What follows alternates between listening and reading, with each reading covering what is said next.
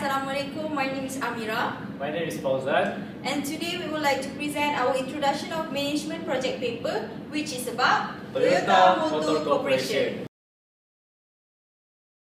Other than objective, Toyota as a big company has its own vision and mission for their organization. Their vision for the organization is the respect for the people and the environment.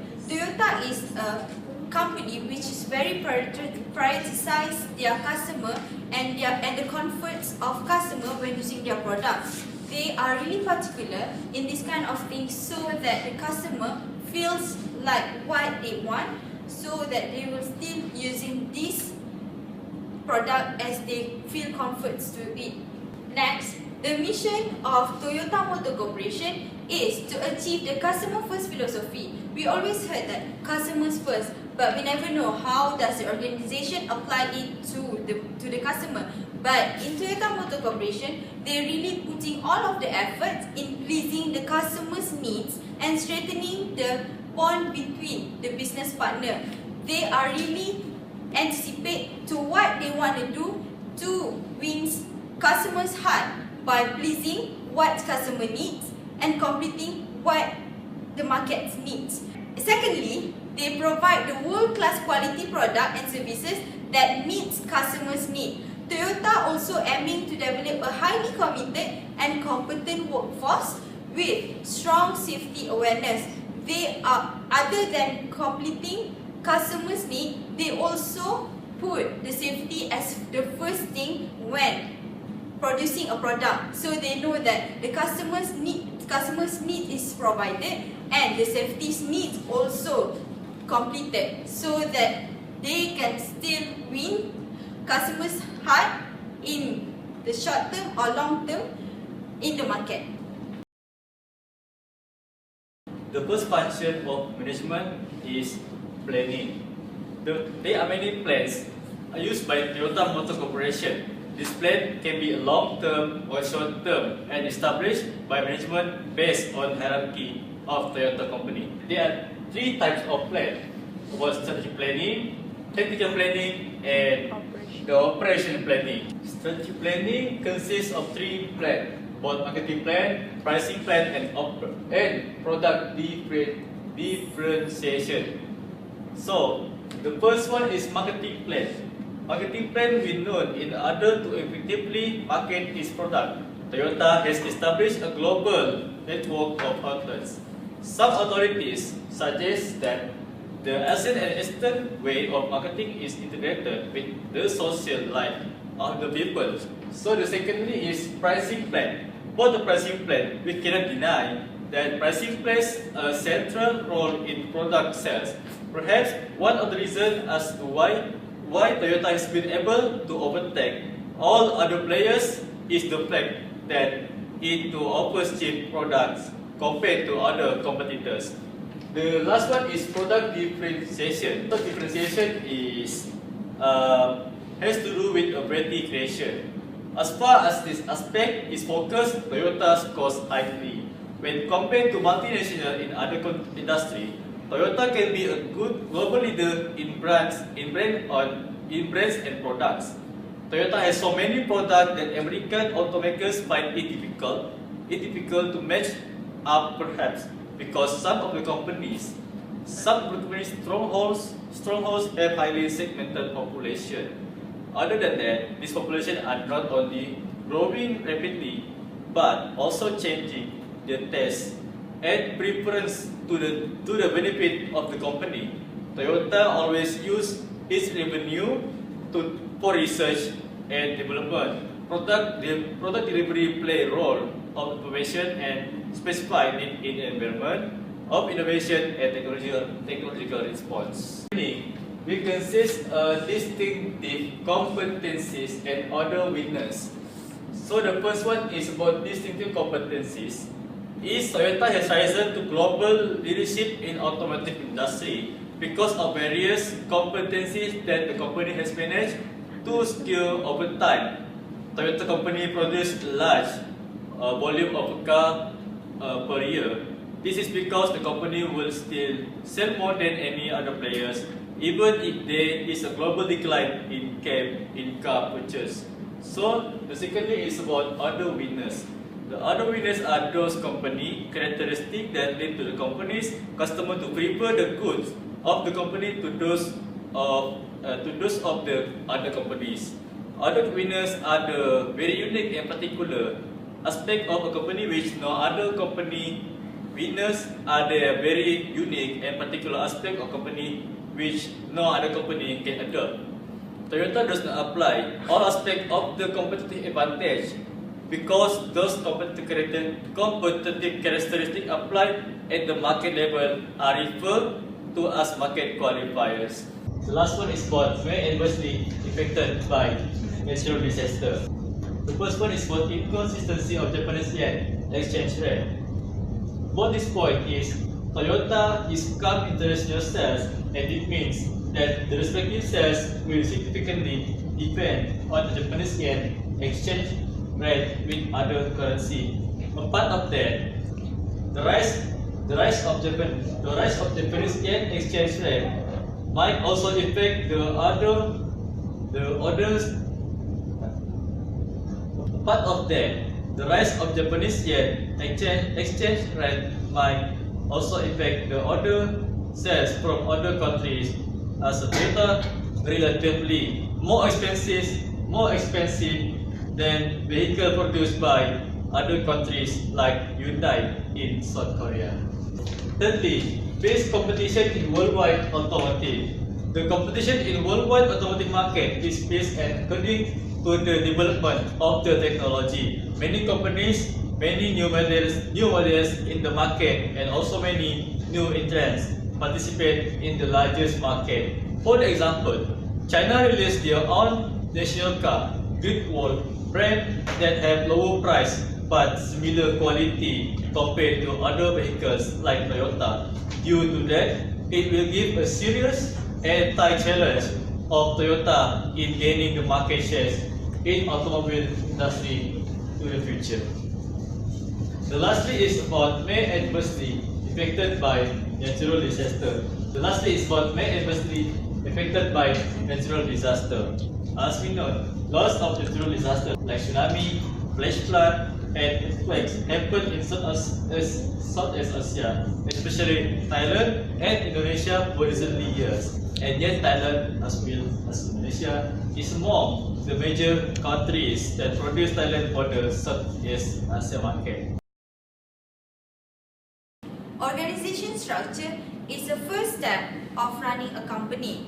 Effective organizational structure will have planning, organizing, directing, and monitoring function. It's like a pathway of a company to coordinate for the operation of an organization and show the information to the workers. So, this organization structure can be divided into 5 structure, which is bureaucratic structure, post-bureaucratic structure, functional structure, divisional structure, and metric structure. Hence, all of this structure shows that Toyota is a successful company to manage a large number of employees around the world and achieve its goal following their timeline that has been planned at first place. So, we can know that this organization structure has affected how the management of the Toyota Motor Corporation in order to achieve their goals and be the first or the largest automotive manufacturer in the market. So, let's proceed to decision-making process. So, the first one is recognizing decision situation. At first place, when something is happening, we should know what is happening. So, the situation, we have to realize and learn what is happening at first place. Then, we can jump into the second process, which is determining decision criteria, which is we have to know what is related to the situation. So we know that what kind of decision making criteria we can apply during the problem happen, decision making process. And the third one is identifying alternative. When we know the criteria, so we will know what is the alternative needed to complete the decision-making process. So the fourth one is evaluation of alternative. As we all know, we have identified the alternative. So right now, we have to know what is the pros and cons of each alternative so that we can select the best alternative in the decision-making process. And the fifth one is selection of an alternative. As we all know the pros and cons so that it can ease our process in selecting the alternative. So the best alternative can be applied as in the sixth process, which is implement of the selected alternative. As we have select the best alternative, so we know that selected alternative can be implemented. So we have choose the best alternative. So now we can implement the best alternative that is suitable with the situation at the first place. Okay. So the last one is evaluation of the effectiveness. We have at the end of everything, we have to know whether what we choose is the best and it is effective or not to the organization, so that we will not repeat the same mistake, or we can make better decision making to improve our organization decision making process. Next, the third function of management is leadership. The first one is Akio Toyoda. Toyoda have a transformational and entrepreneurial leadership. Then, Akio Toyoda have a measure of self-development is necessary before one can begin developing others. Each leader will go through the stage many times during his career. Only when leaders at every level of the organization have been through the stage several times can we say that the organization has achieved a particular stage. Akio Toyoda leadership style is transformational and entrepreneurial leadership. Transformational leadership exerts strong influence on followers and stimulates individuals to discuss possibility. Akio Toyoda strives to transform followers to perform beyond organizational expectation to achieve extraordinary outcomes. Furthermore, Akio focuses on the moral development of followers and ensures them to be ethical. The Genji Genbutsu make Toyoda more powerful to make a performance as a leader. The motivational environment. The stage model of leadership is self-development, taking on the task of developing others to focus more on institutional leadership. And the last one is lining on the Kaizen efforts. The first one is called self-development. Toyota believes that the key trait that distinguishes potential leaders from everyone else is self-development. Leaders actively seek to improve themselves and their skill. For a potential leader to self-develop, however, she must be given an opportunity to do so, and she must get support from others. Leaders do not self-develop on their own. This means finding the right challenge for self-development, allowing space for self-development, and coaching at the right times in the process. The second is for taking on the task of developing others. The second stage of leadership development is taking on the task of developing others. It's often been said that the best way to learn something is to teach it. Toyota takes this view to heart and expects that all leaders will be actively engaged in coaching and developing not just star performance as favorite, but everyone on this staff. In fact, it's often said at Toyota that the best measure of leader success is what accomplished by those they train. The third stage is to focus more on institutional leadership. Toyota have a keeping group of people pointed towards and focused on what Toyota calls true north is based on the values of the Toyota way, which provide a stable vision of where the company should be headed, and it is negotiable. It does not change with the specific goals from year to year and another year. Within this stage, then leaders are ensuring that their teams are capable of both maintenance Kaizen and improvement Kaizen. The key at this stage is not the leader is forcing Kaizen from the top down, but rather than he is enabling, encouraging and coaching Kaizen from the board. The last stage is lining on the Kaizen efforts.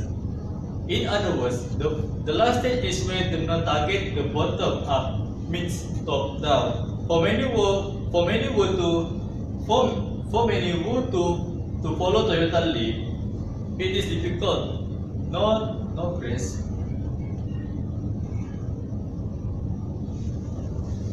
For many who want to follow Toyota lead, it is difficult. The dynamism of Kaizen and Toyota. Every hour of the process throughout the company are being quick and adjusted to get closer to true north or perfection. While this is at the heart of Toyota's ability to outclass its competition in quality and productivity without guidance and channeling of efforts. The last part of leadership is a SYAHIRAH of developing a young leader. The first one is about standardized work on the form. The observation by the sensei to guide. No answer to allow the student to learn by struggling on the job development to get practice and feedback. And the last one is steadily increasing challenge to grow the student's capability. The first one is about standardized work. As the Toyota leaders cannot teach what he cannot do himself. And one of the most basic skills is the problem solving and the method that is system all of the student master. It may make this more real to consider an actual example. The sensei in this case was 30-year Toyota veteran and disciple of Ono, Rikyo, and Itaka. The student was Yuri Rodriguez, an employee who had been hired by Gary Rodriguez because of his tremendous leadership potential. The second is about deep observation by the sensei to guide. In Toyota, the leader had an industrial engineering degree from a top university and he had become a standout in the joint to the fundamentals of his field, reworking it and starting over again to, in a sense, relearn, go a deeper level. Sometimes going backward in order to move forward. That's the SYAHIRAH, the cycle, and it never ends. About the on-the-job development to get practice and feedback, some observers of Toyota question whether this practice will, as they are, on Japanese culture, can work and others companies. Currently, Toyota's success in designing and building cars and the United States is powerful argument for the general applicability of this model. And the last one is steadily increasing challenge to grow the students' capability. We currently agree that Toyota's culture is unique and that it is the basis of the company's success. We know the SYAHIRAH approach is deeply embedded in Western culture. The SYAHIRAH approach has important parallels to the Socratic method and essentially identical to the apprenticeship model of instruction. So we have done our planning, organizing, leadership, and this is the last one, controlling. Controlling also plays its own role in function of management. Controlling is divided into three types of control. First is financial control, budgetary control, and operational control. Okay, in financial control, we have balance sheet and profit and loss statement. So, in order to control all of the organization performance, the balance sheet and the profit and loss statement plays its own different role. The first one, the balance sheet itself, is the financial picture of the company at a given time. It is consists such as asset, liabilities, and stakeholders' equities. So in balance sheet, we will know how is the performance of the company during this certain of period. The second one is the profit and loss statement. Furthermore, Toyota Motor Corporation also use the profit and loss statement. The profit and loss statement is an itemized financial statement of income and expenses of Toyota Motor Corporation. This type of financial statement is the most commonly used in every businesses. Therefore, no wonder Toyota also apply this profit and loss statement in achieving their organization goals. Let's proceed to budgetary control. In budgetary control, we have two types in it, which is financial services and production system. Budgetary control, first of all, is a system of management control in which actual income and spending are compared with the planned income and spending, so they can see whether they follow or not the plans that have been given in order to make profit for their organization. A budget is a specific financial plan showing how Toyota acquire resources and use them in an operation during specific time of period in 1 year only, so they can see whether they make profit or make loss. At the same time, Toyota use its financial services arm to boost sales in key market.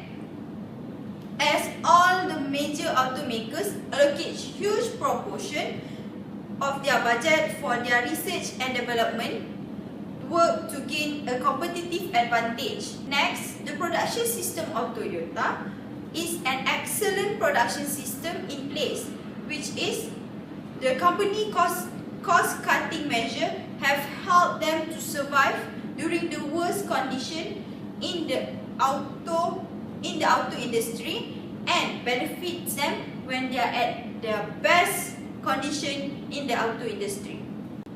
The last one is operational control. Operational control consists of transformation process, which is starting from input, and transformation process and outputs, which is operation management, refers to the design, operation and control of transformation process that converts such resources as labor and raw material into goods and services that are sold to customer. So this process itself has shown that from input such as materials is having the transformation process, and now it's converted to output, which is goods and services. Toyota Motor Corporation applied this operational control into their organization to ensure smooth production with minimum cost. Toyota goods and services output high quality and it delivers on time, as just in time is applied in their organization. It means making only what is needed, when is needed, and the amount needed. This can eliminate waste, inconsistency of production, and unreasonable requirement that can result in improved productivity of production. This strictly be done to ensure the production is maximized with minimum cost of production. In conclusion, operational control can be a huge job which requires substantial overhead for management, data collection of production, and operational improvements. This is all be done just to make sure that Toyota Motor Corporation achieve their organization's goal at the same time with maximum productivity and minimum cost.